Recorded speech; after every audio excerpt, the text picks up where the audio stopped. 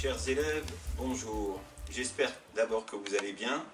Et aujourd'hui, nous allons introduire deux lettres simples. Ça ne va pas durer longtemps, vu que c'est deux lettres qui s'écrivent toujours de la même manière. Ce sont deux lettres qui vont s'ajouter aux lettres qui ne s'attachent pas avec ce qui suit, comme le tel et le tel. Donc, les deux lettres suivantes s'écrivent sous la ligne, comme une grosse virgule. C'est le Ra. La lettre s'appelle Ra et elle se prononce R. Et l'autre qui lui ressemble, avec un point dessus, cette lettre s'appelle Zey, Zey, et se prononce Z, comme un Z français. Donc Ra, Zey. Et ces deux lettres-là, comme toutes les lettres de l'alphabet, s'attachent avec ce qui précède. Par contre, elles ne s'attachent pas avec ce qui suit. Donc, on ajoute ces deux lettres. Et ça nous fait des six lettres qui ne s'attachent pas avec ce qui suit. Donc, le Ra. Alors, on va, pour vous donner un exemple, que ce soit le Ra ou le Zey, on va leur appliquer les six voyelles. 3 longues, 3 brèves. Alors, on va prendre le Ra. Sans voyelle, il va se prononcer R. Avec la Fatha, il va se prononcer Ra. Avec la Damma, il va se prononcer Rou. Avec la Kasra, il va se prononcer Ri. Et comme il ne s'attache pas avec ce qui suit, avec le Alif, il va se prononcer Ra. Et l'autre Alif, il va se prononcer Ra. Avec le Waw, la longue voyelle, il va se prononcer Rou.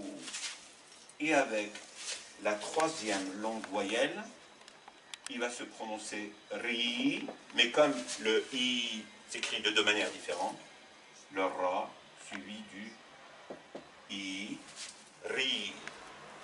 Donc, comme nous venons de voir le Ra et le Zey, je voudrais faire un petit récapitulatif de toutes les lettres qu'on a fait jusqu'à maintenant. La Hamza qui se prononce E avec ses différents supports. Le Med qui inclut la Hamza sur ce support suivi du Alif et qui se prononce A. Donc ceci ne s'écrit pas comme ça. Le Alif et ses deux formes. La longue voyelle qui se prononce A. Le Ba qui se prononce B. Le Ta qui se prononce T. Le Tha de thank you qui se prononce Th, bout de langue entre les dents. Le Jim avec ses deux formes, non attaché et attaché. Le Ha avec ses deux formes, non attaché, attaché. Le Kha de Khaled avec ses deux formes, non attaché, attaché. Le Del qui se prononce De. Le Zel qui se prononce The. Et qui ne s'attache pas avec ce qui suit. Tout comme le Ra qui se prononce R, le R roulé. Et le Zey qui se prononce Z. Et nous allons, on l'a déjà fait, mais nous allons appliquer les 6 voyelles avec une lettre qui ne s'attache pas avec ce qui suit, comme la lettre Zey par exemple. Regardez. Et ça se passe toujours, comme je l'ai déjà dit, de la même manière. Les 6 voyelles s'attachent toujours de la même manière, ils se prononcent toujours de la même manière. Prenons la lettre Zey, qui ressemble au Ra, mais qui a un point. Regardez, je vais lui mettre, commencer par lui mettre les petites voyelles, qui se mettent en haut et en bas, rappelez-vous. La Fatha qui se prononce A, donc Zey, Z et A, ça fait Za. Le petit neuf qui s'appelle Damma qui se prononce OU, donc le Z et le OU, ça fait Zou. La petite Kasra, le petit trait en bas qui s'appelle Kasra qui se prononce I, le Z et le I, ça fait Zi. Le Alif, et on a dit qu'il y avait 2 formes de Alif. Vu que le Zey ne s'attache pas avec ce qui suit, donc le Alif va se mettre à côté. Z et Alif A, ça fait Za. L'autre forme du Zey, qui, bien sûr, elle ne va pas s'attacher avec le Zey, vu qu'il ne s'attache pas avec ce qui suit. Za. Le Z, le Zey, suivi du Waw qui se prononce OU. Ça ne va pas s'attacher forcément, ça nous fait Zou. Et enfin, le Zey avec un Ya. Attention, ne confondez pas le Ya qui a 2 points et le Alif qui n'a pas de points. Le Ya se prononce I, donc Z et I, ça fait Zi. Et n'oubliez pas que le Zey s'écrit de deux manières différentes. On va réappliquer le zei avec l'autre forme du i, du ya, zi. Et là, c'est lorsque c'est en milieu de mot. Voici donc toutes les lettres qu'on a apprises aujourd'hui et avec, on leur a appliqué les 6 différentes voyelles, 3 longues, 3 brèves. Et à présent, nous allons continuer, poursuivre avec nos lettres. Nous allons introduire le sin et le shin qui s'écrivent de la même manière. Et ce qui les distingue, ce sont les points. Allons-y maintenant pour le sin. Le sin s'écrit avec 2 petites dents sur la ligne et une grosse boucle qui descend sous la ligne et qui remonte. Regardez.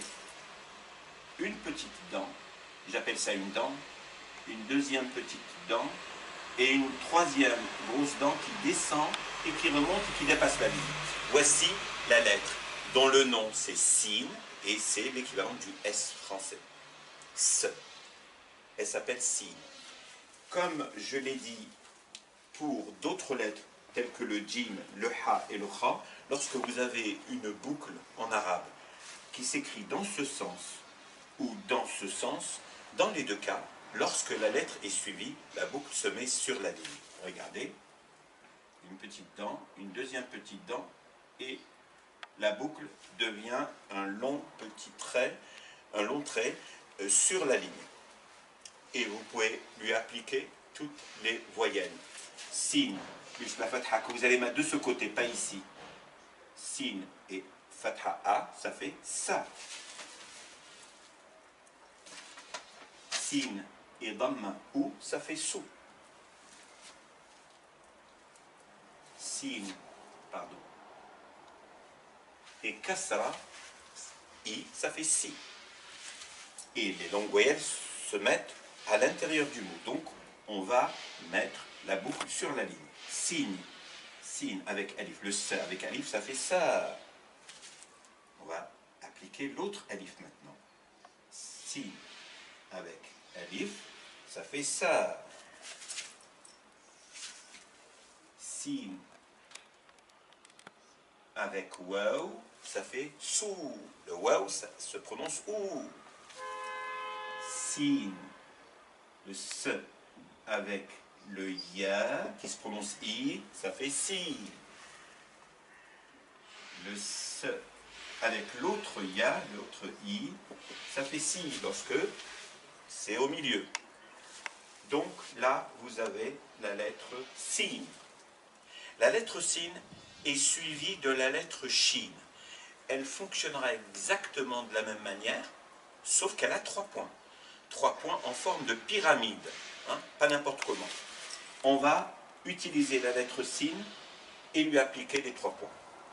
1, 2, 3. Vous voyez? Du coup, ça s'appelle shin. Et c'est le son, le CH, donc ch. Si je mets le A, ça fait cha. Si je mets le ou, la damma, ça fait chou. Si je mets la kasra, ça fait chi. Si je mets le alif, ça fait cha.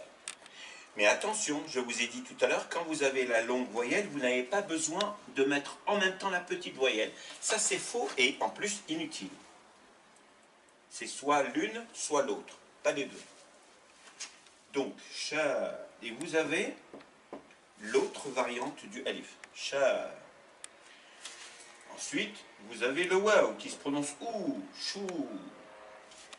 Ensuite, vous avez le ya qui se prononce i, ça nous fait chi. Et vous avez l'autre ya, l'autre variante, chi. Donc i, donc ça nous fait chi. Donc là, nous venons de voir le sin et le shin et nous venons de leur appliquer les trois petites voyelles et les 3 longues voyelles.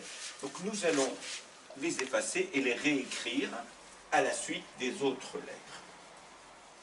Et je vais simplement vous demander de compter les lettres pour savoir où on en est.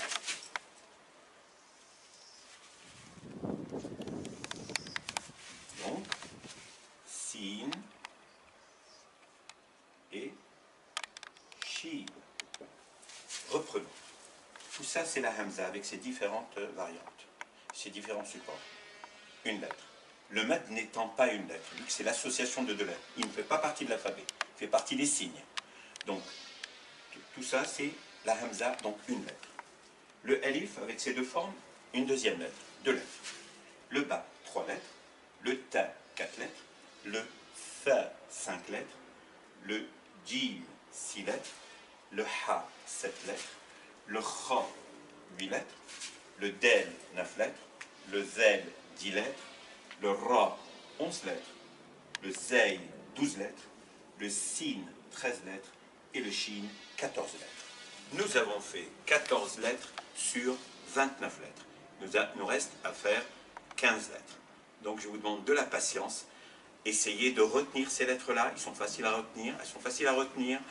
Et appliquez-leur les mêmes voyelles, toujours de la même manière. Les trois longues voyelles et les trois courtes voyelles, vous allez voir, vous allez avancer rapidement. Apprendre à lire et à écrire assez rapidement. Je vous remercie beaucoup de votre patience. N'oubliez pas de liker si vous avez apprécié le cours. N'oubliez pas de vous abonner pour recevoir les prochains cours. Excellente fin de journée et à très bientôt. Au revoir.